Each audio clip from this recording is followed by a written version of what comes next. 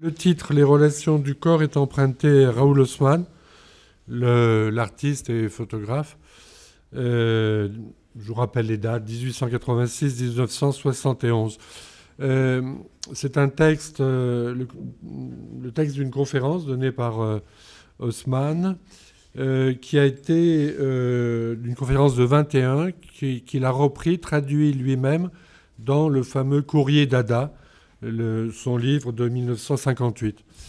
C'est un texte que j'ai cité je ne sais combien de fois depuis 30 ans. C'est pour moi le texte sur la photographie et l'art moderne. Un texte extraordinaire dont nous avons extrait avec Elia Pigelet le passage peut-être le plus significatif. Vous l'avez à l'écran. La vision, quand elle est créatrice, est la configuration des tensions et distensions des relations essentielles d'un corps, que ce soit homme, bête, plante, pierre, machine, partie ou entité, grand ou petit. Elle n'est jamais le centre, froidement et mécaniquement vu. Donc ce texte date, je le rappelle, de 21. Il avait été rédigé en allemand, évidemment, et Haussmann l'a traduit, d'où la petite bizarrerie, là, les relations essentielles d'un corps, que ce soit homme, bête, etc. Haussmann, évidemment, fut l'un des principaux acteurs du dadaïsme berlinois, mais qui s'est consacré à la photographie, et très sérieusement, et une photographie finalement descriptive, et qui était très différente de l'inspiration dada. Il fut aussi l'un des inventeurs du photocollage et du photomontage. Je précise que Coplans ne connaissait pas bien son œuvre. Je me souviens que nous en avons parlé, mais qu'il ne connaissait pas. Et il ne connaissait pas parce que, de toute façon, l'œuvre de Haussmann a été très longtemps, et elle l'est encore d'ailleurs, je crois, sous-estimée aux États-Unis. Il y aurait beaucoup à dire sur ce point, mais une chose certaine, c'est que la culture de Coplans était une culture finalement très américaine, états-unienne. Et au fond, il avait assez peu suivi, depuis qu'il s'était installé aux États-Unis au début des années 60, il avait assez peu suivi l'évolution de l'art en Europe et l'évolution même, peut-être, de l'histoire de l'art. L'idée des relations d'un corps, et vous remarquez un corps, pas du corps, les relations d'un corps, correspond évidemment impeccablement à ce que vous avez vu ou vous verrez dans l'exposition.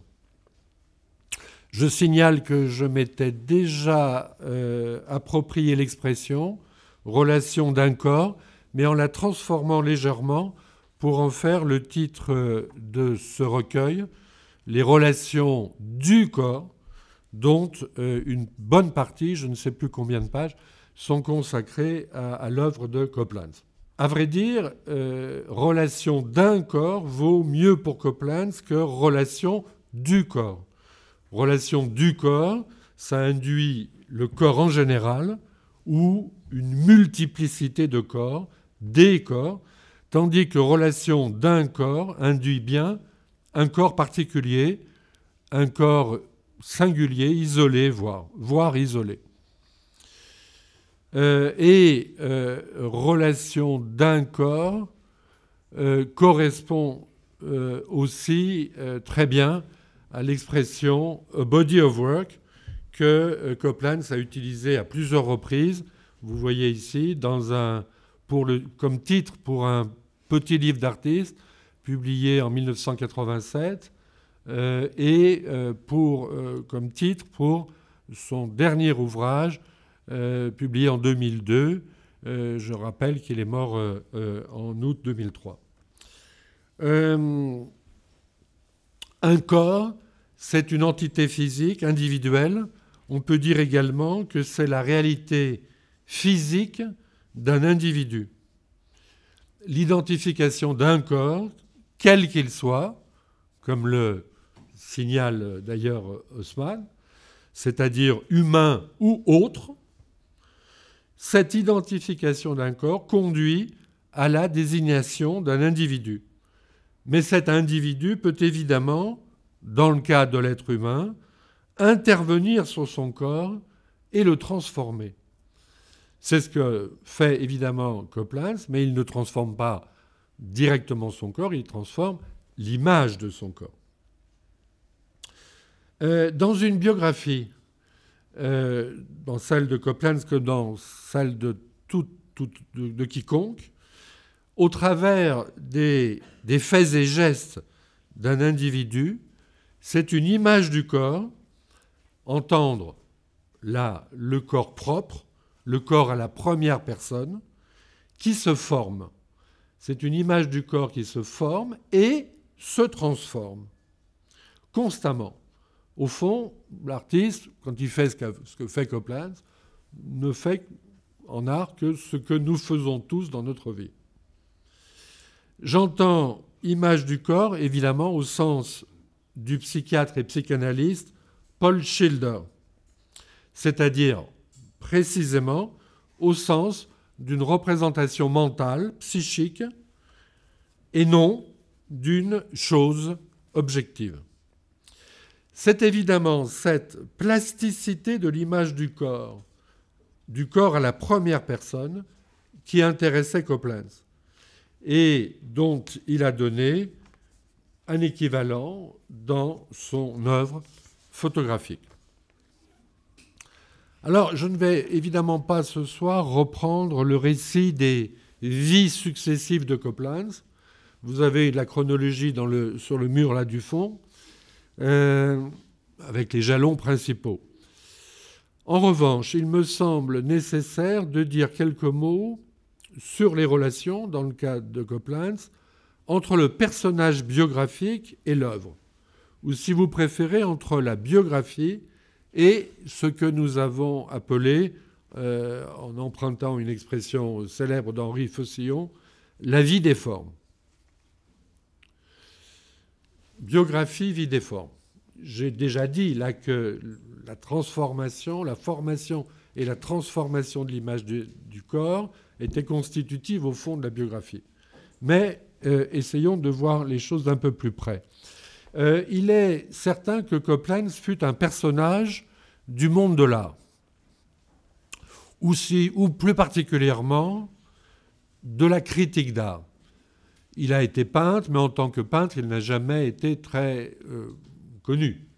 En revanche, le critique a eu une carrière assez éblouissante, qui a abouti, qui s'est achevée quand il a pris la direction d'un petit musée à Akron, dans l'Ohio, après avoir dirigé pendant plusieurs années la revue d'art la plus importante de l'époque, dans les années 60-70, Art Forum. Mais il a aussi publié des monographies très importantes, fait des expositions très importantes d'artistes aujourd'hui considérés comme des grandes figures de l'histoire de l'art de la deuxième moitié du XXe siècle. Tout cela, encore une fois, très américain, très états-unien.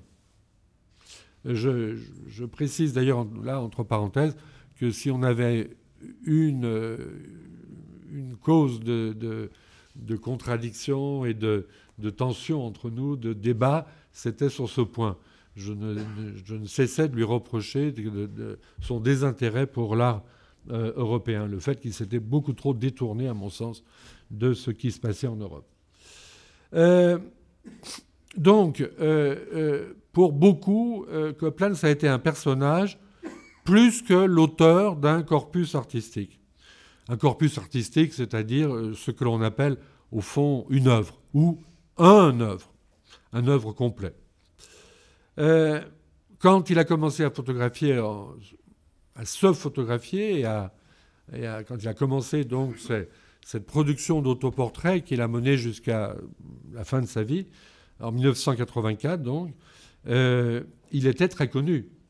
Je peux vous raconter là une petite anecdote. Un ami, un soir, m'emmène lui rendre visite et me demande si ça me fait plaisir de rencontrer Copeland. Vous imaginez que Je suis évidemment très content. Et l'ami rajoute, bon, tu verras, c'est formidable, il a plein de choses à dire, vous allez très bien vous entendre. Bon, simplement, il faut que je te prévienne, il s'est mis à faire de la photographie. Bon. Voilà. Donc, c'est dire à quel point, en 84, il était vraiment très respecté pour son travail de critique, mais le photographe avait encore ses preuves à faire, du moins aux yeux d'un certain nombre de personnes, dont cet ami qui était, il faut bien le dire, dans ses goûts photographiques extrêmement conformistes. Mais en 1984, donc, dans les premiers autoportraits que nous présentons dans l'exposition, dont voici un exemple, il avait 64 ans. Il était né en 1920. Et derrière lui, plusieurs vies, comme on dit, bien remplies. Mais depuis la fin des années 70, c'est-à-dire en fait depuis qu'il a quitté, ou plus exactement était forcé de quitter Artforum, et peut-être même depuis la mort accidentelle de Robert Smithson en juillet 1973. C'est en fait un sentiment de vide qu'il éprouvait. Sa vie lui semblait à la fois encombrée et vide. Ça arrive à beaucoup de gens, mais là, c'était vraiment son état d'esprit. Pas tellement en 84, je dis en 84. J'ai dit en 84, il y a 64 ans. Non, je dirais juste avant, quand il décide, à la fin des années 70, de se consacrer à la photographie. C'est-à-dire quand il décide de reprendre une activité artistique, en fait. Une activité artistique qu'il avait suspendue au début des années... Non, pas au début. On ne sait jamais exactement quand, mais autour de 63-65, il avait suspendu son activité de peintre pour se consacrer plutôt à la critique. Donc, il éprouvait à la fin des années 70, après ces années passées à la direction d'Artforum, qui avaient été très, très dures. Là, je ne peux pas revenir sur ce point. Vous trouverez plus d'indications dans le livre là, qui va paraître. À la fin des années 70, il éprouve donc ce sentiment d'encombrement et de vide. Sa vie lui semble encombrée de toutes sortes d'habitudes et d'obligations professionnelles. Et elle lui paraît un peu vide aussi parce qu'au fond, tout cela, cette saturation du temps et de l'espace, recouvre pour lui, à ses yeux, un manque de nouvelles expériences.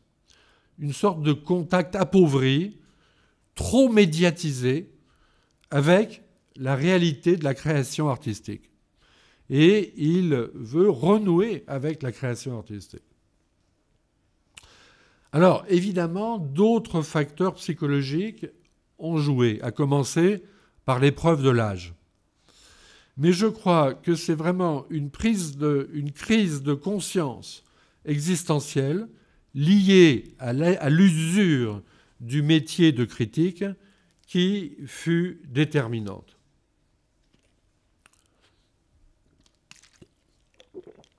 Déterminante, donc, dans cette décision, pour cette décision de reprendre la voie de la création artistique.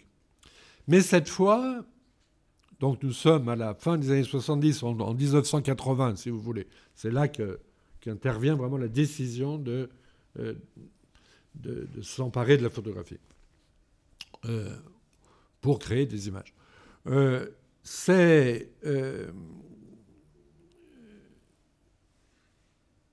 décision de revenir à la création artistique est quand même très particulière parce que c'est avec la photographie, c'est pas avec la peinture. Il avait pratiqué la peinture, il décide de redevenir artiste, non pas avec la photographie, avec la peinture, mais avec la photographie. Il y avait aussi de sa part une certaine lassitude, sans doute à l'égard de la peinture et de l'évolution de la peinture aussi aux États-Unis. En tout cas, ce qui est certain, c'est qu'il était là d'observer et de soutenir le travail artistique des autres, là de servir d'intermédiaire.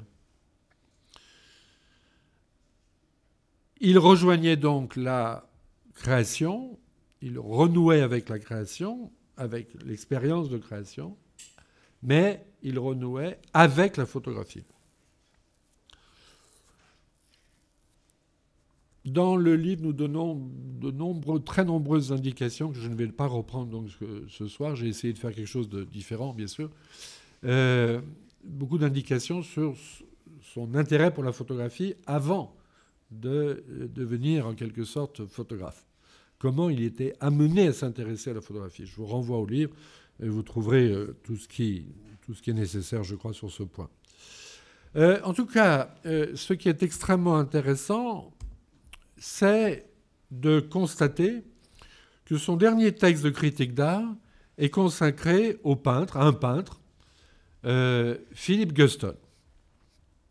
Et ce texte date précisément de 1980. Le tournant, donc. Comme je vous l'ai dit, en 80, Copeland vivait dans une petite ville de l'Ohio, Akron, dont il dirigeait le musée. Comme d'habitude, il était très actif. On peut dire qu'il a toujours été extrêmement actif. Il présenta notamment dans ce musée de nombreuses expositions de photographes, Weegee, Diane Arbus, James Van Der Zee, Brancusi, Brassai, Jan Grover, Roy de Carava, etc.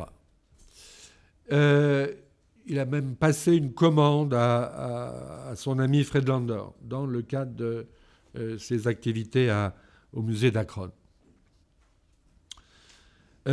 J'ajoute qu'il a organisé aussi dans ce musée, c'est un musée, c'est pas le MoMA évidemment, il a organisé dans ce musée la première exposition de John Heartfield aux États-Unis. L'exposition s'appelait John Heartfield, Anti-Fascist Photomontage. Mais en cette même année 1980, c'est encore à Guston qu'il consacre son dernier texte de critique d'art. Alors c'est un texte extraordinaire qu'on a traduit pour le livre. Vous pourrez donc le lire très prochainement. Le texte pointe précisément le double effet d'encombrement et de vide qui caractérise l'imagerie cauchemardesque et extatique du peintre. Vide, encombrement, cauchemar, extase. Copeland décrit notamment dans ce texte des paysages désolés qu'il nomme non pas landscapes, mais memoryscapes. Vous avez ici un extrait à l'écran, je vous lis la traduction.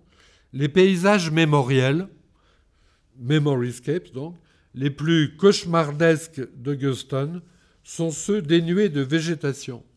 Des déserts urbains sans arbres, jonchés d'inventions intestinales qui se propagent et se nourrissent d'elles-mêmes, ou d'agglutinations tout aussi sinistres de monstrueux objets de science-fiction qui surgissent des profondeurs. En de rares occasions, il parvient à se tirer d'affaire. Soulevant une trappe cachée dans le plancher, il balance et renvoie dans le vide, avec jubilation, un amas d'excroissance en tout genre. Vous voyez, il s'est laissé aller, là. Bon. Le texte est écrit entièrement sur ce mode, donc vraiment un mode un peu de description délirante, comme ça, et qui en fait témoigne d'une très forte empathie éprouvée par John avec l'œuvre de Guston. Avec l'œuvre de Guston, mais aussi le personnage de Guston. Copeland a bien connu Guston, et il a trouvé dans le personnage de Guston les capacités notamment que Guston avait avec son art de surmonter ses difficultés psychologiques, psychiques. Guston, vous le savez, était très dépressif et terriblement alcoolique. John a trouvé chez Guston un exemple là d'usage de l'art contre des forces de destruction intérieure. Au cours des années 1960, Guston avait en plus lui-même déjà fait preuve d'une rare vitalité artistique en rompant avec l'abstraction. L'abstraction qu'il avait pratiquée depuis une vingtaine d'années. Et c'est ça, l'abstraction autour de 1966-7 pour reprendre sa pratique figurative des années 1930. Et Guston a repris cette veine figurative qu'il avait abandonnée pour faire ce que vous voyez là à gauche, c'est-à-dire des tableaux vraiment abstraits comme celui-ci, Zone, de 53-54. Et puis autour de 65, 66, 67, il revient à la figuration. Mais il ne revient pas à la figuration picturale immédiatement. Il y revient par le dessin. Et ça, c'est très important. Très important parce que Guston est revenu, vous voyez, à la figuration par le dessin, un peu comme Copland est revenu à l'art par la photographie. Vous voyez. Bon. De plus, cette reprise n'était pas un simple retour à la figuration. Vous voyez, je crois qu'il faut distinguer reprise et retour à.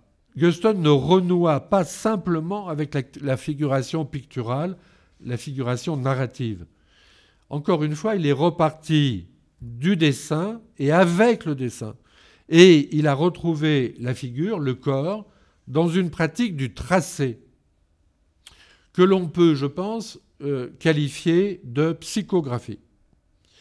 Il s'agissait pour lui d'exorciser le travail de son imagination tourmentée.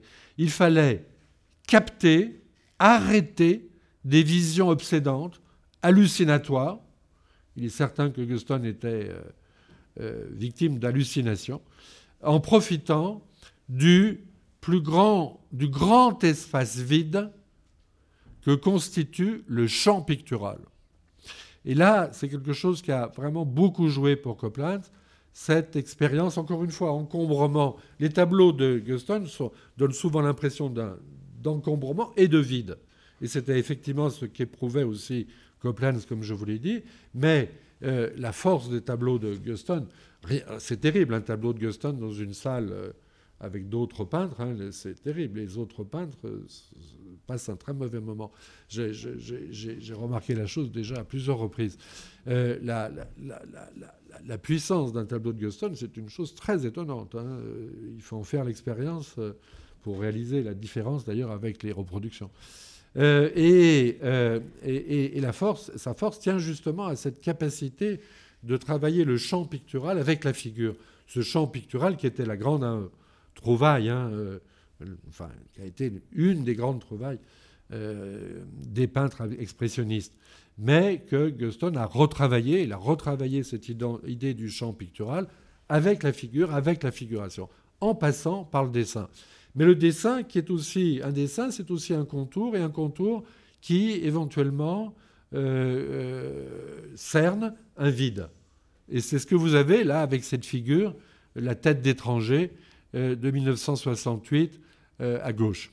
Vous voyez, le trait, merveilleux, ce trait d'une simplicité incroyable, qui entoure une tête vide. Donc, importance, encore une fois, j'insiste, du vide. Le vide qui est le vide du papier.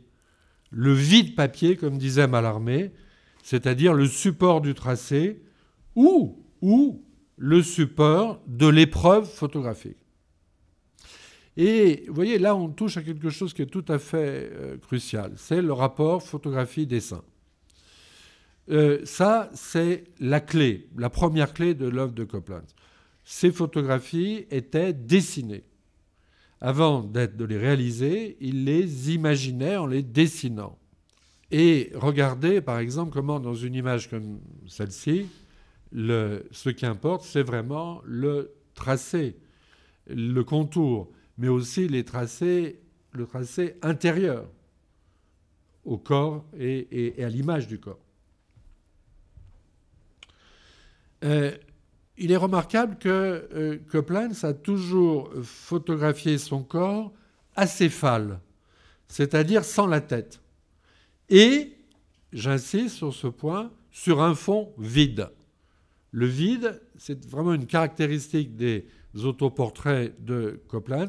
Vous ne voyez jamais un environnement, jamais aucun élément d'environnement, aucun élément de décor.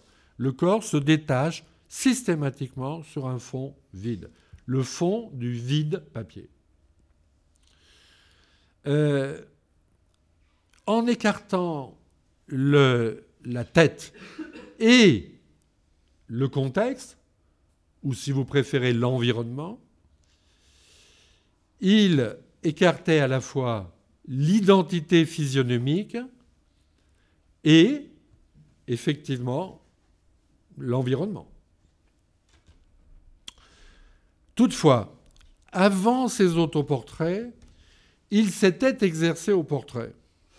Il s'était même exercé au reportage, ou du moins à ce que l'on appelle la street photography. Il avait beaucoup regardé Walker Evans, Friedlander et surtout Weegee. Il s'était passionné également pour les vues d'atelier de Brancusi. Ces vues d'atelier qui présentent pour le moins une grande densité de motifs. On peut dire que l'atelier de Brancusi était assez encombré. Donc vous voyez toujours ces rapports, encombrement, vide. Le même Brancusi avait aussi une capacité extraordinaire à produire du vide, à faire le vide, justement. Dans l'exposition, nous avons indiqué ces références aux différents photographes, Brancusi compris, que je viens d'énumérer. Et nous publions dans le livre, qui va paraître là, très prochainement, enfin, on a eu, pour finir, là, des problèmes de papier. Figurez-vous qu'il n'est pas facile en ce moment de se fournir du papier. Enfin bon, c'est comme ça. Dans ce livre-là, qui va enfin paraître, vous trouverez les textes très beaux qu'il a consacrés à Weegee et Brancusi. Deux autres textes, également traduits dans le livre, traitent des photographies de Carlton Watkins. Je vous montre ici une œuvre de Watkins qui est d'ailleurs dans l'exposition, puisqu'elle est conservée au musée d'Orsay, qui a bien voulu nous la prêter. Et voici la première page du texte de Copeland sur Watkins, publié dans Art in America. Copeland a publié dans toutes sortes de revues, pas seulement dans Art Forum, et notamment donc ce texte qui est très important, je crois, qui devrait être important même pour les historiens de la photographie, sur Watkins. Alors là, il y aurait beaucoup à dire sur cette passion ça a été vraiment une passion de John Copeland pour Watkins. Il l'a collectionné. Il a formé un ensemble de 20 tirages de Watkins qu'il estimait les meilleurs possibles. Et puis, finalement, il l'a vendu. Il a vendu cet ensemble quand il a commencé à se consacrer à la photographie, à faire de la photographie. Donc, il a utilisé l'argent de Watkins pour devenir photographe. C'est assez beau, quand même. Bon. Et donc, Watkins, l'un des grands photographes de la frontière au XIXe siècle, donc il a écrit sur Watkins, mais il a écrit aussi sur son ami Robert Smithson. Et notamment, alors là aussi, un texte tout à fait passionnant qui décrit, vraiment c'est une description d'expérience, de l'expérience qu'il a faite lui-même, Copeland, d'une grande pièce de land art de Smithson, qui est la fameuse Amarillo Ramp du Texas, dans le nord du Texas. Donc, vous voyez, intérêt pour le paysage. Ça ne va pas de soi. Chez quelqu'un qui photographie son propre corps et qui, au début, quand il s'est consacré à la photographie en 1980, a fait surtout des portraits. Ça ne va pas du tout de soi. Qu'en est-il ? Il me semble en fait que dans ces autoportraits, on peut déceler des échos via la sculpture, par l'intermédiaire de la sculpture, à cet intérêt pour le paysage. Après tout, la métaphore du corps-paysage est récurrente dans l'histoire de la sculpture occidentale. Et cela depuis la fameuse description du torse du belvédère par Winkelmann. Je distingue la construction sans égale de ce corps, le point d'ancrage des muscles, la cause de leur état et de leur mouvement, et tout cela s'offre à moi comme un paysage que l'on découvrirait du haut des montagnes, un paysage sur lequel la nature aurait répandu la luxuriante richesse de ses beautés. Vous voyez, on peut difficilement faire mieux dans le genre métaphore du paysage. Appliqué au corps, et pas n'importe quel corps, le torse. Hein, le torse, c'est quasiment le... Vous savez que c'est l'œuvre qu'aimait par-dessus tout Michel-Ange, qui représentait pour lui tout le génie de l'Antiquité. Voilà. Donc on est, vous voyez, là, une sacrée histoire. Et je ne vous cacherai pas que la première fois que j'ai vu le travail de Copeland, c'est en 1984, dans son atelier. Il n'y avait que des petits tirages comme ceux que vous avez là à l'entrée de l'exposition. Et je me souviens d'avoir immédiatement, et on en a parlé dans notre première rencontre, associé son travail à l'histoire de la sculpture et une histoire très ouverte de la sculpture, mais remontant notamment à l'Antiquité, à l'art grec, archaïque, etc., qu'il connaissait très très bien. C'est quelqu'un qui avait une grande connaissance de l'histoire de la sculpture, peut-être plus encore d'ailleurs que de la peinture, qu'il finalement ne connaissait pas si bien, mais il connaissait très bien l'histoire de la sculpture. Et quand on lit une description comme celle-ci de Winkelmann, on ne peut que penser à Watkins. Hein, il se crée là un rapport, vous voyez, me semble-t-il, entre la métaphore du paysage dans une vue de sculpture et la vue d'un paysage par Watkins. Winkelmann décrit bien des vallées qui serpentent comme le cours du fleuve Méandre, un peu plus loin dans le texte. Et il conclut en affirmant, je cite, que la forme humaine est déjà en elle-même une image de l'univers. Alors, depuis le XVIe siècle, le torse du belvédère a toujours été admiré comme une image plastique qui condense le pathos du corps fragmenté, du corps ruiné, mais triomphant. Voilà. Hein, vous avez cette idée du fragment, de la ruine, mais aussi d'un triomphe. Quelque chose subsiste. Une identité subsiste malgré la destruction. Au fond, le torse, c'est ce qui n'est pas réductible. On ne peut pas fragmenter plus, si vous voulez, un corps. Donc une résistance, une affirmation. Je pense quand même que tout cela, on l'éprouve aussi devant les œuvres de Copeland. J'irai plus loin, je dirais que dans sa fragmentation même, le corps, réduit à un torse, est un opérateur de continuité. Le torse, le fragment qu'est le torse, suggère un dépassement des limites biographiques de l'individu. C'est à la fois l'affirmation de l'individu et la possibilité d'un dépassement de ses limites. C'est exactement ce que Copeland a cherché constamment à produire dans ses images. Le corps, un corps, se situe ainsi entre le vide ambiant sur lequel il se découpe, comme tracé sur le vide papier, et la suggestion d'un paysage. Le corps paysage, évidemment, c'est le corps allongé, comme vous en avez ici un exemple, dos allongé, 3 panneaux, 3 panels, faisant partie du titre. Hein. Cette métaphore du paysage sous-tend, on pourrait dire aussi soutient, mais sans l'expliquer, ce qui, quand même, caractérise le grand tournant dans les autoportraits de Copeland, qui est l'agrandissement, le passage au grand format.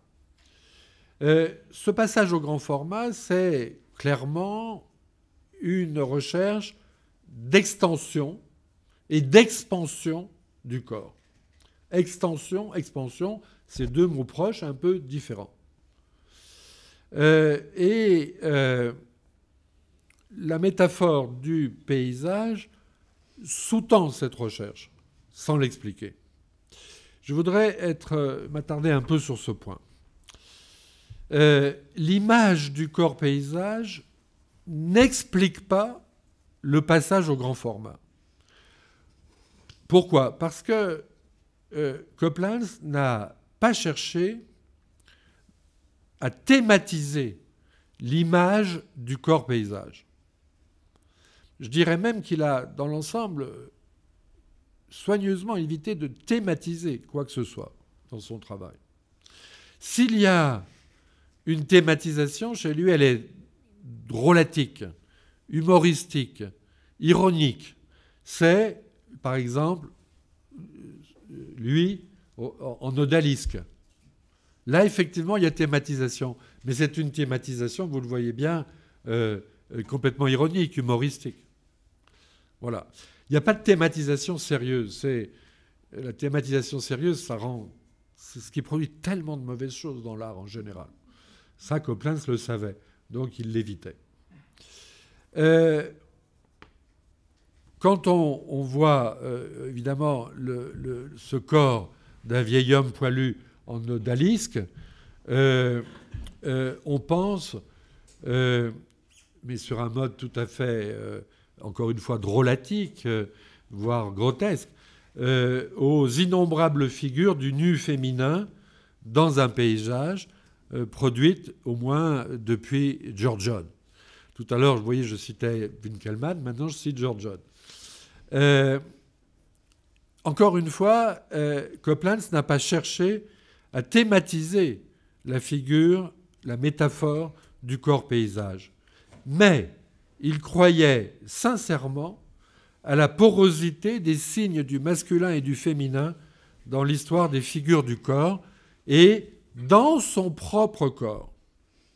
Il n'a d'ailleurs cessé de jouer le bon mot je crois, sur l'ambiguïté de genre qu'il y a dans la vie des formes sexuées.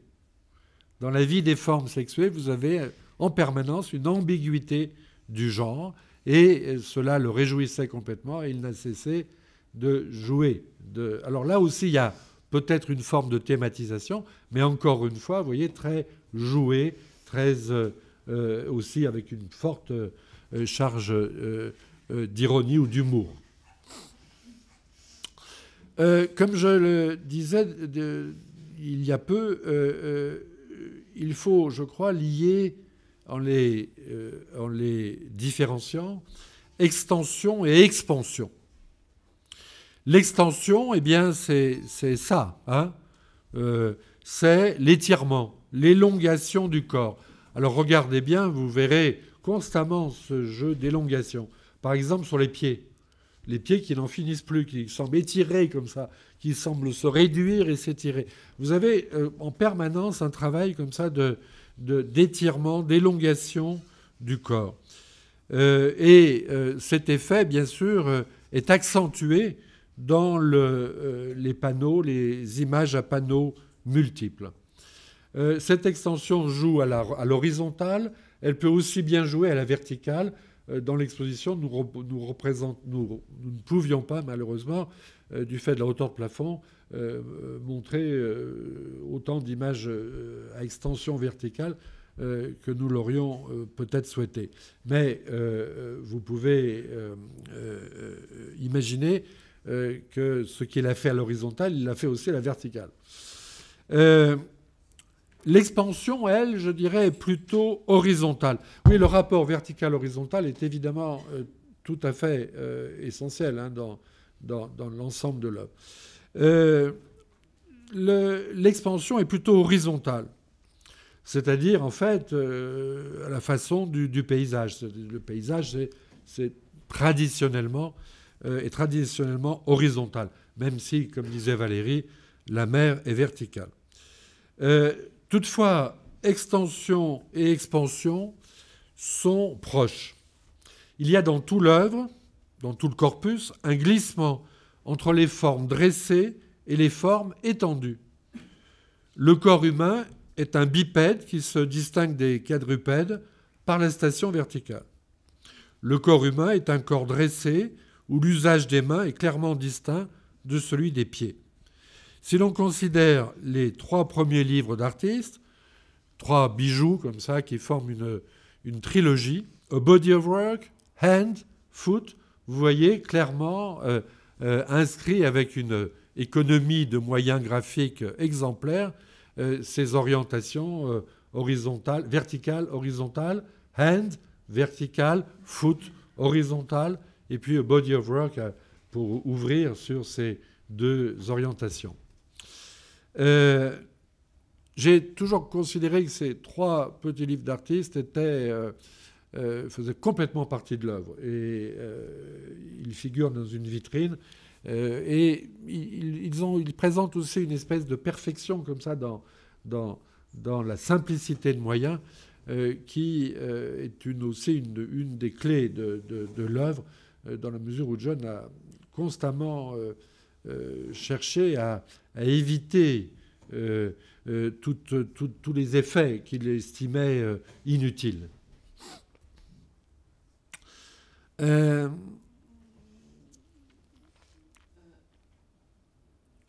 je peux poser une question? Oui. En revanche, ils sont carrés, les livres. Ah oui.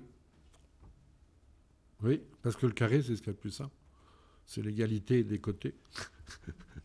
et puis c'est le carré aussi bien d'Albers, hein, et puis le carré aussi de Mondrian. C'est la neutralité, le carré. Hein. Le carré, il n'y a pas d'orientation. C'est justement... Et les orientations, elles jouent dans le carré sur... les orientations verticales et horizontales, elles jouent dans le carré, mais le carré, lui, il les annule d'une certaine façon. Il les neutralise. Voilà. Mais ça, c'est vraiment une grande tendance de l'art moderne. Hein. Mondrian était une grande référence pour John Coblenz. Hein. Il avait beaucoup... et Albers aussi, mais peut-être plus les photos, bizarrement, que les tableaux. Je vous recommande d'ailleurs l'exposition Albers en ce moment au Musée d'art moderne de la ville de Paris, qui est absolument admirable. Enfin, très, très, très bien fait. Donc, il ne faut jamais oublier hein, qu'on est devant un artiste qui est peintre à l'origine. Hein. Dans toute la culture, à l'origine, alors non, justement, ce n'est pas une culture seulement picturale. C'est, comme je le disais, aussi bien une culture de la sculpture, enfin, autant que de la peinture. Mais ce n'est pas un photographe au départ, il devient un photographe. Hein, mais sa syntaxe est une syntaxe plus ancienne que la photographie, bien sûr. Alors, ce qui surgit aussi avec ces livres d'artistes et avec ces travaux-là, c'est la notion de série que Coblenz opposait au thème. Une série, ce n'est pas un thème. Et il y a une distinction tout à fait essentielle à faire hein, pour l'histoire de l'art en général et plus particulièrement pour l'œuvre de Coblenz. Il travaillait en série. Série des mains ou de la main, plus exactement. Série des pieds ou plus exactement du pied. Travailler en série, ce n'est pas développer un thème. C'est déployer les possibilités d'une forme princeps, et d'une forme qui va opérer comme une matrice.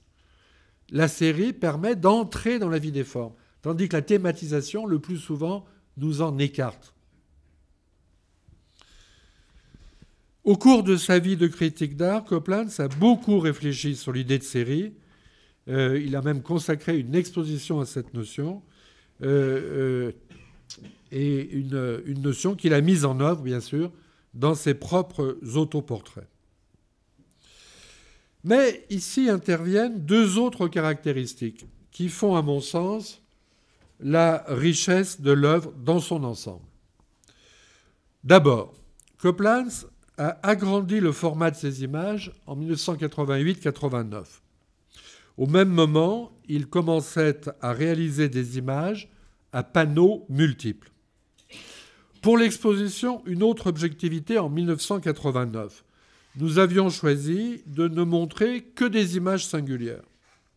J'entends par là des images constituées d'une seule prise de vue. Mais la formule du montage à plusieurs vues,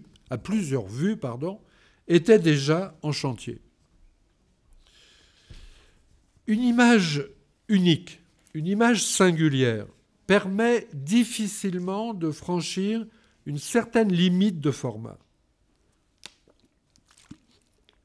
Le résultat risque en effet de se réduire à un simple ou grossier effet de choc, comme en produisent par exemple les grandes publicités murales. Le risque est même de sacrifier à la rhétorique des portraits de propagande. Les autoportraits de Copeland n'ont au fond qu'un très lointain rapport avec l'idée de big picture. Cette idée qui a connu une certaine vogue dans les années 1980 sur la scène new-yorkaise. Une notion à laquelle je me suis toujours personnellement opposé et qui n'intéressait pas Copeland. Il appréciait les grands portraits de Chuck Close, mais il n'a jamais cherché à produire cet effet de saturation visuelle de la figure humaine. Deuxième point, nous avons profité, pour ainsi dire, des contraintes du lieu d'exposition de la Fondation Cartier-Bresson pour montrer l'attachement de Copeland au petit format. Ces grandes compositions à panneaux multiples étaient en effet précédées d'études et de maquettes constituées de petits tirages. Un bon exemple dans l'exposition est le duo des petites variations sur le corps renversé.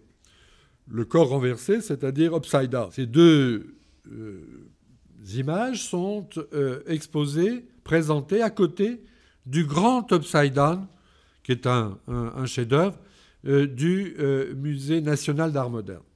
Les deux petits montages combinent en fait des épreuves obtenues d'après des prises de vue au Polaroid 10 par 12,5, c'est-à-dire soit 4-5 pouces, soit encore la moitié d'une chambre, de la fameuse chambre 20-25.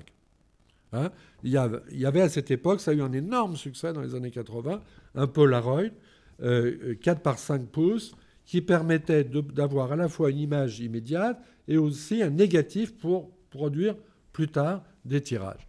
Et Copeland a constamment travaillé avec cet instrument. Et cet instrument a été absolument essentiel dans sa pratique. Les instruments, c'est essentiel dans la pratique des artistes. Hein, et là, l'instrument, en l'occurrence, était bien particulier. Puisque donc, encore une fois, il pouvait voir tout de suite ce qu'il venait de faire, mais il pouvait aussi, plus tard, en tirer des épreuves. Ce petit, au fond, négatif-positif, Polaroid, c'est l'élément, ou si vous préférez, le morceau, ou encore le fragment de base du montage. Le montage, c'est Copeland, c'est un jeu avec ces fragments, ces morceaux-là. Donc, vous voyez, ça se joue dans un petit format. Le grand format est évidemment la visée. Ça, ce que vous avez ici, ce n'est pas des œuvres abouties. On peut dire des études, etc. Mais ça a un charme fou. Et en plus, c'était avec ça qu'il travaillait vraiment. Et il n'hésitait pas à les encadrer, etc. Il les donnait à des amis. Je ne sais pas s'il les vendait, ça je ne sais pas. Je crois, oui, parce que de toute façon, il vendait tout, quoi. Enfin, bon. Ça existait, quoi. Hein. Ça existait pour lui. Oui. J'ai une autre question. Est-ce que, comme Baselitz qui peignait ses figures à l'envers, John Copeland photographiait à l'envers, après il retournait? Non, à ma connaissance, tu n'as pas le corps à l'envers dans le. C'est pas une. Ah si, c'est normal. Est-ce que le corps est à l'envers? Oui, je me souviens plus. Dans le Polaroid, est-ce qu'il apparaît à l'envers le corps? Non, mais lui, non. Il est Non, il apparaît pas à l'envers, non. On va dire l'effet de la Mais non, on parle de la prise de vue, là. Enfin, moi, j'ai compris que... Oui, sur le dépoli. Il apparaît à l'envers. Oui, c'est ça, voilà. Donc, il apparaît à l'envers. Ah non, ça, c'est lui qui est à l'envers. Ah oui, oui, non, c'est lui qui est à l'envers. Mais effectivement, sur le verre dépoli, on voit à l'envers, parce que c'est une chambre, oui. Mais ça fait longtemps que je n'en ai pas vu. Moi, vous en avez vu encore récemment Non, ces petits appareils Polaroid, là. Ça existe toujours? C'est pas vrai. Ah bon? Le 55, ça existe plus. Ah non, non. Mais le 55, c'est pas la moitié du 20-25. Ah bon? Ah, bien sûr, c'est le cas. Oui, vous avez raison. Absolument. Absolument. Absolument. La même proportion, mais c'est le quart. Oui, oui, vous avez raison. Bien sûr, bien sûr. Oui, c'est le quart du 20-25. En surface, c'est le quart. Ben oui, en surface, oui. OK.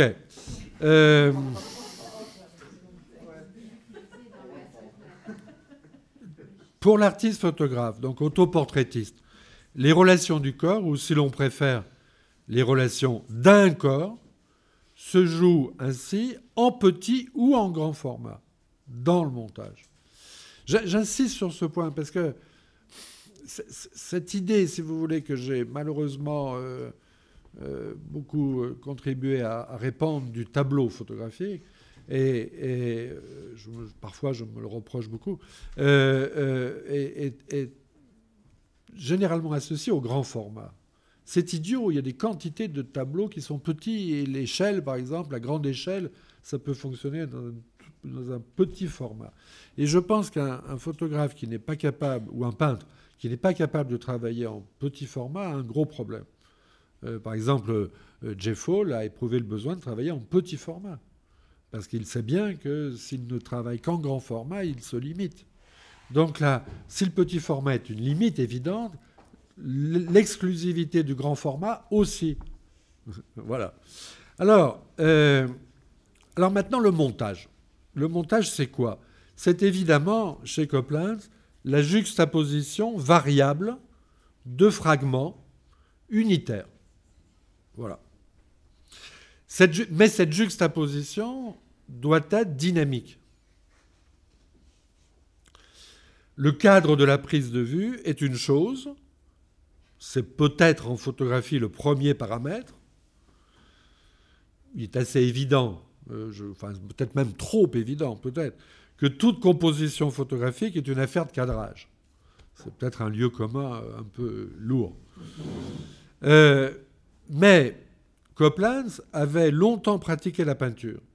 Et il voulait donner à l'image photographique une expansion, j'ai employé ce terme, qui est propre au champ pictural, l'expansion du champ pictural. Ça, c'est vraiment une des grandes inventions de Copeland. Donner à l'image photographique l'expansion du champ pictural. Alors, d'autres ont travaillé depuis dans cet esprit. Voilà, ça, c'est un parfait exemple. Il fallait produire l'équivalent photographique de l'effet d'intimité que l'on éprouve devant un tableau abstrait expressionniste.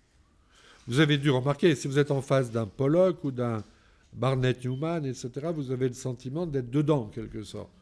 Ce n'est pas l'immersion dont on nous rabat les oreilles aujourd'hui, mais c'est une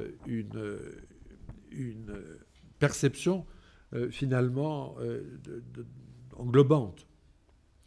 Et donc intime. Il y a une intimité dans l'expérience de ces... C'est cette intimité, par exemple, que cherche à traduire aussi Jeff Hall. Le point de départ de Jeff Hall, c'est ça.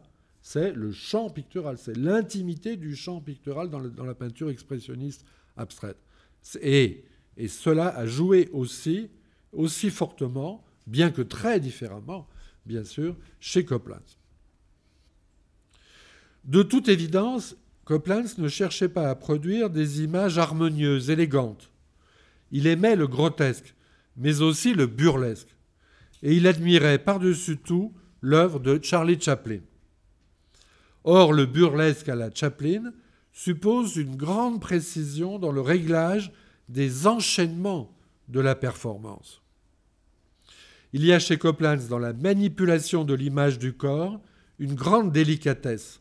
Et d'ailleurs, cette délicatesse qu'on voit dans l'œuvre, et je pense, si on ne se laisse pas obnubiler, comme le font malheureusement beaucoup de gens par le côté corps vieilli, poilu, etc., cette délicatesse est très sensible. Et John avait une façon très jolie de la dire, de l'exprimer. Il faisait ça. Hein, ce mouvement-là des doigts au bout de la main. Vous voyez ? Ça, c'était la délicatesse. La délicatesse qu'il voyait chez Chaplin et qu'il cherchait lui-même dans son travail. Au fond, dès les premiers... Et délicatesse, vous voyez, expansion, délicatesse, voilà, c'est les deux bords. Vous voyez, l'intimité du champ pictural doit se combiner aussi avec une délicatesse des motifs.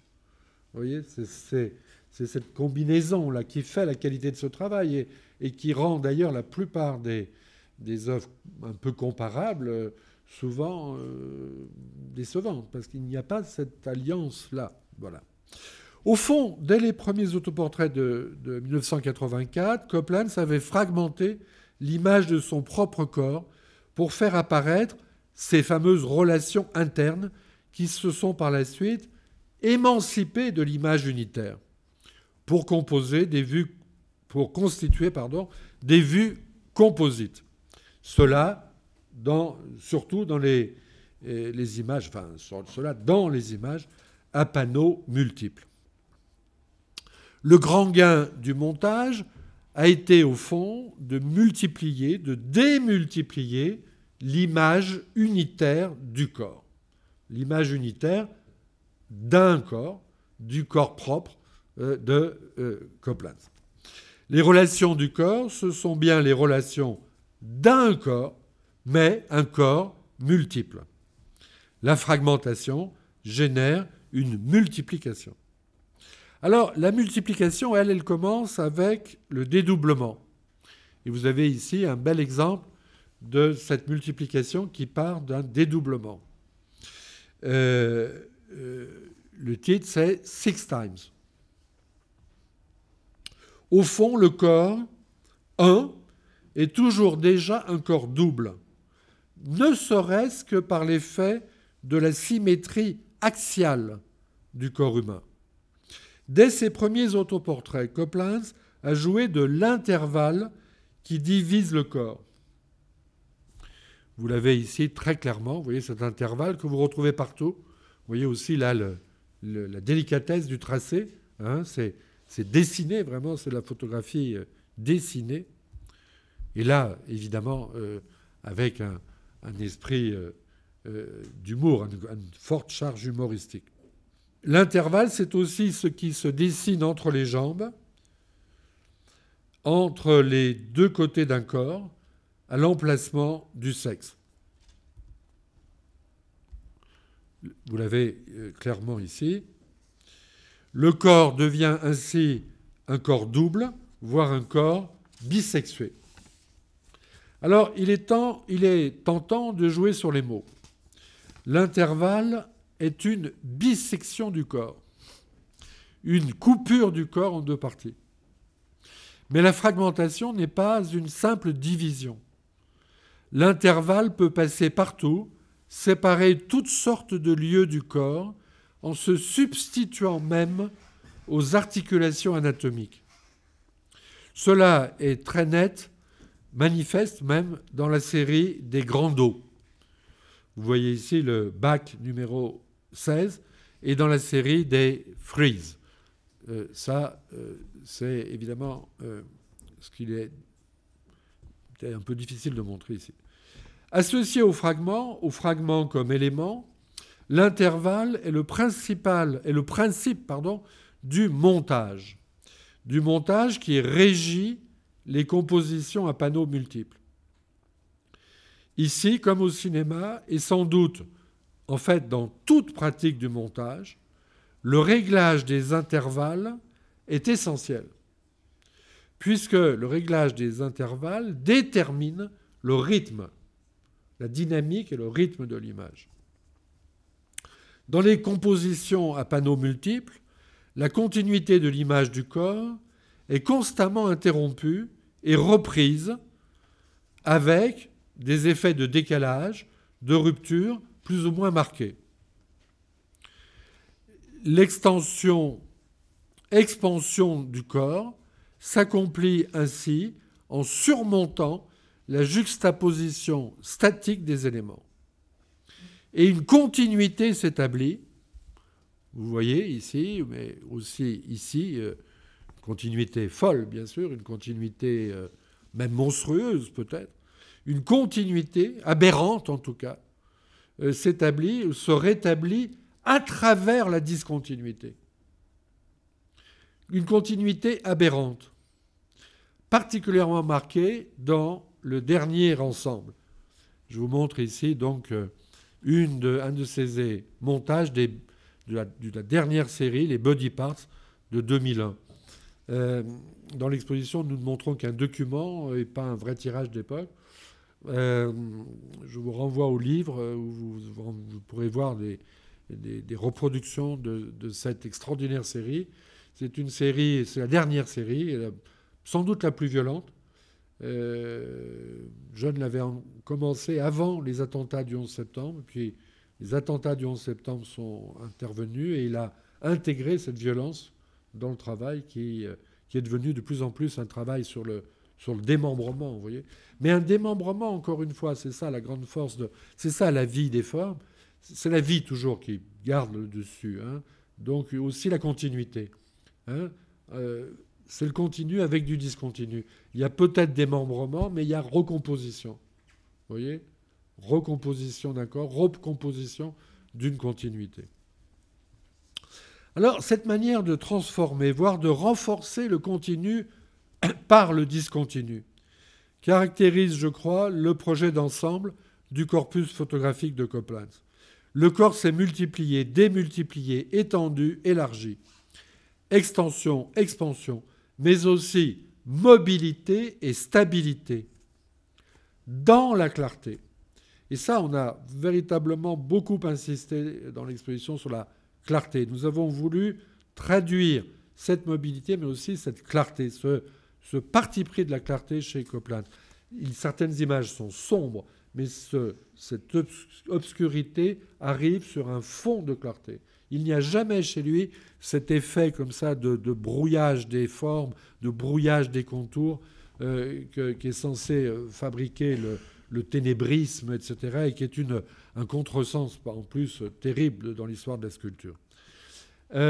Donc, il visait la clarté et nous avons travaillé à notre tour pour concevoir l'exposition sur ce qui garantit la clarté, c'est-à-dire le jeu des intervalles. Je voulais à tout prix éviter la saturation du pittoresque photographique. Il fallait traduire la mobilité psychique, mentale, qui est nécessaire pour une véritable expérience des relations du corps. Depuis les années 1980, les photographies de Copeland ont été largement exposées, publiées.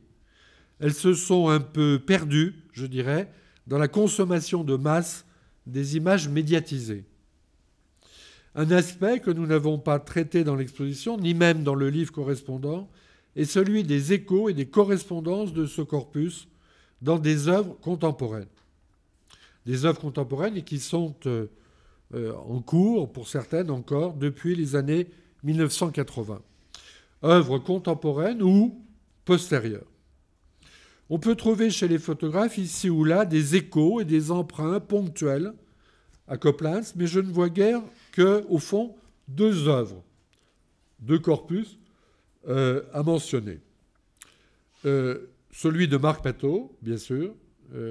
Tous ceux et celles d'entre vous qui connaissent l'œuvre de Marc Pateau ont dû faire le rapport. Et aussi, moins connue, une artiste milanaise, Marina Ballot-Charmet. Pateau et Marina Ballot-Charmet sont nés tous les deux en 1952, soit 32 ans après Copeland. Et ce n'est pas la première fois, je précise, je dois le dire, que je les associe. Oui, voilà, j'ai oublié de vous montrer cet autre body parts absolument incroyable. hein, où se joue particulièrement bien à la fois l'effet de division, vous voyez, du double, dédoublement, et aussi le jeu du continu et du discontinu. Là, on a vraiment une sorte de synthèse, sans parler de la référence à la sculpture, et même à la sculpture un peu minimale ou post-minimale des années 80. Vous voyez. Alors, des années, 60, enfin de 60 à 80. Pato a produit entre 1983 et 1989, parallèlement à Coplens, sans connaître Coplens, au départ en tout cas, des ensembles intitulés Ma main, entre 83 et 86, Mon œil, entre 86 et 87, Mon corps, entre 87 et 89. Voici à titre indicatif quelques exemples empruntés à Ma main et à Mon corps. Vous pouvez tout de suite mesurer la différence avec le travail de Coplens, mais aussi, évidemment, les similitudes. Chez Coplens, il est bien évident, et ça se vérifie chez Marina Ballo, finalement peut-être plus que chez Coplens, il est question du contact. Le regard procède du contact. Voilà, ça c'est l'idée clé dans l'œuvre de Coplens et chez Marina. Hein? Dans l'œuvre de Pato, oui, je ne sais pas ce que j'ai dit. Ah non, pardon, dans l'œuvre de Pato et de Marina, plus que dans celle de Coplens, justement. On peut retrouver ici, bien sûr, la métaphore du paysage, mais au fond, je préférerais parler de terrain. Hein? Terrain, ce mot magnifique de terrain, qui est d'ailleurs très fort dans l'œuvre de Coplens, et qu'on pourrait aussi parfaitement appliquer aux travaux admirables de Marina sur le paysage de sa ville natale, Milan. J'ai recommencé ? Oh. Bon, enfin, vous avez corrigé de vous-même, rectifié de vous-même. J'irais jusqu'à dire, en jouant un peu sur les mots, que le corps est devenu un terrain d'exercice pour un regard tactile.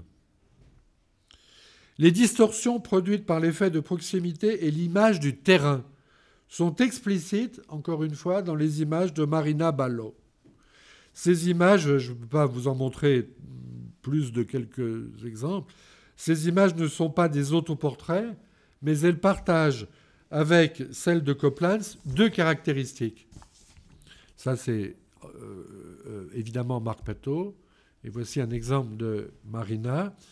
Donc je dis que ces images partagent avec celles de Coplens deux caractéristiques, la proximité et le rendu d'un champ photographique. Ce que j'ai retrouvé, je m'en souviens, la première fois que j'ai vu le travail de Marina avec bonheur chez elle, dont j'avais fait l'expérience justement chez Coplens ou chez Jeffo, et chez finalement assez peu de photographes, c'est précisément cette idée du champ photographique, calqué sur le champ pictural. À cet égard, la série la plus significative est intitulée d'ailleurs Primo Campo. Et je vous montre ici 3 écrans. Alors ça va à une forme de monstruosité, jusqu'à une forme de monstruosité un peu comme chez Coplens d'ailleurs. Vous voyez, c'est d'assez grand format. Ça fait quand même 1,50 m, c'est ça, de long, voilà, sur 1 mètre de haut. L'œuvre de Coplens a trouvé également, depuis la fin des années 1990, une résonance dans le monde de la danse. 20 ans plus tôt, soit en fait assez tardivement, quand il s'occupait d'Art Forum, il avait pris lui-même connaissance de la danse dite postmoderne, pratiquée à New York. En France, l'exemple de Yvonne Rainer et de Trisha Brown, entre autres, fut déterminant, vous le savez, pour le renouveau de la danse qui s'est engagé dans les années 1980.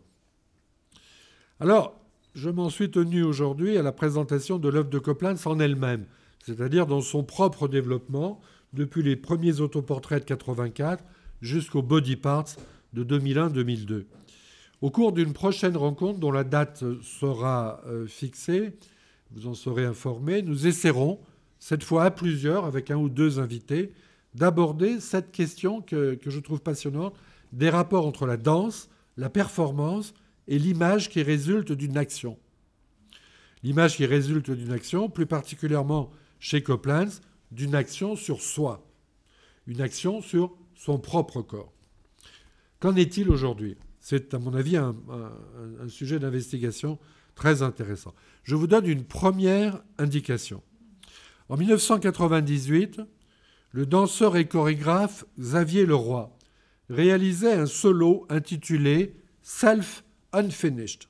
Le titre est magnifique. « Self Unfinished », ça a fait écho vraiment à « Self-Portrait » que Copeland s'écrivait toujours sans tiret. « Self Unfinished ». Le titre est en lui-même un programme.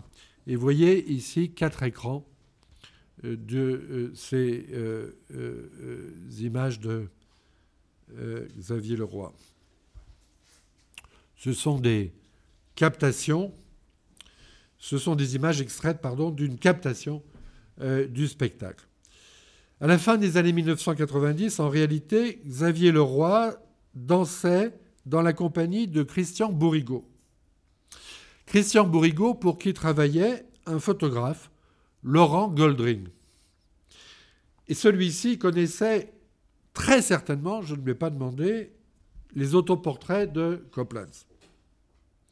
Sans photographier son propre corps, Goldring suivait une procédure de travail similaire à celle de Copeland, en utilisant notamment un moniteur vidéo. Il explorait en fait la zone frontière entre photographie et vidéo, immobilité et mouvement. Xavier Leroy accepta d'entrer dans le jeu du photographe. Il répondait à des instructions et les faisait évoluer en fonction des possibilités et des impossibilités qu'il rencontrait. Par la suite, justement dans Self Unfinished, Leroy a repris à son compte la procédure qu'il avait suivie dans sa collaboration avec Laurent Goldring. Mais cette fois, seul. C'est-à-dire qu'il n'attendait plus de recevoir des demandes de la part de son collaborateur. Il se donnait à lui-même ses propres directives. Il se dirigeait lui-même. Alors il est évident que chez Xavier Leroy, la finalité de l'action n'est pas l'image fixe. Elle n'est même pas l'image mobile. La finalité de l'action, c'est la performance. Et c'est la transformation d'un corps, on retrouve là encore cette idée d'un corps, devant un public. C'est-à-dire vraiment ce qu'est la danse, à vrai dire. L'enregistrement vidéo permettait de travailler, lui permettait surtout, et lui permet encore, j'imagine, de travailler les enchaînements de mouvements. Donc, vous voyez, il y a une différence là. C'est à la fois très proche dans les formes, on peut comparer comme ça superficiellement les formes, mais c'est très différent. Les enjeux sont très différents. Copeland cherche vraiment l'image. Pour Xavier Leroy, ce qui importe, c'est le mouvement même de la danse. Mais il y a une rencontre. Et cette rencontre, à mon avis, est très importante aujourd'hui. On a besoin de ce genre de rencontre. Il ne faut pas que la danse devienne une espèce de modèle trop présent quand même pour les artistes. Il ne faut pas non plus que les artistes se satisfassent de la photographie. Enfin bon, voilà. En tout cas, ce qui est certain, c'est qu'il y a un extraordinaire effet de feedback sur les images de Copeland, venant de Xavier Leroy, et qui me semble particulièrement accentué si l'on considère précisément les fameux body parts. Je dois remarquer toutefois que cette ultime série de Copeland n'a pas été collectionnée en France. Nous n'avons, encore une fois donc, pas pu en rendre compte dans l'exposition, puisque l'exposition n'est faite qu'avec des œuvres appartenant à des collections publiques ou privées françaises. Mais encore une fois, je vous l'ai déjà signalé, il y a un livre qui vous permet de prendre connaissance de ce travail. Voilà, la prochaine fois, parce qu'il y aura une prochaine fois, il y aura une autre intervention de ce type, Nous essaierons, donc comme je vous l'ai dit, je ne serai pas seul, ce ne sera pas un monologue, nous essaierons à plusieurs, avec des invités, d'aborder cette question des rapports entre la photographie comme image-action et la danse. Voilà, merci.